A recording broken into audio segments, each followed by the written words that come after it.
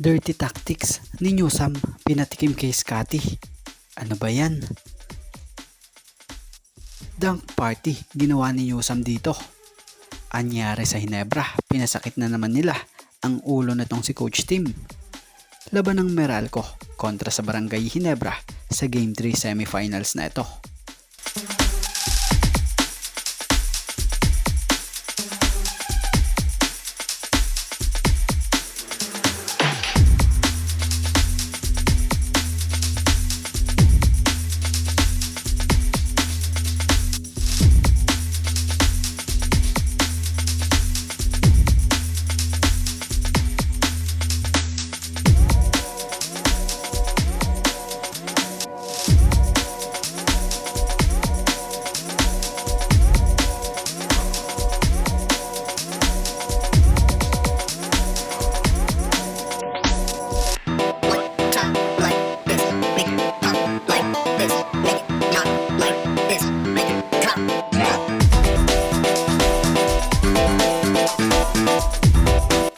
Natapos nga ang first half, tanga ng Meralco ang kalamangan rito sa score na 48-34. Sa Meralco pinangunahan sa halftime ni Alain Maliksi na may 13 points. Sa Hinebra naman ay si Japet na may 9 points.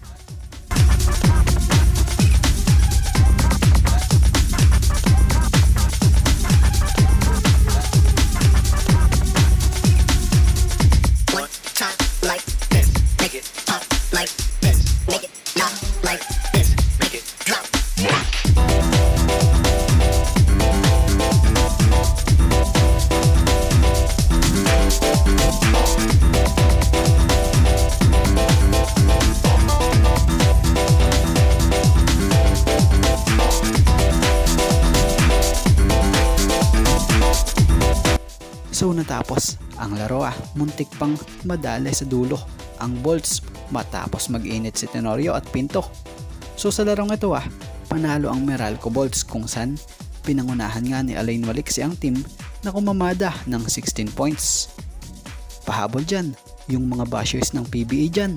Asa na? Ito ba yung sinasabi nyong nilalangaw na? Tingnan nyo't puno ng tao. So, ni hindi mahulugang karayom ang nanood rito.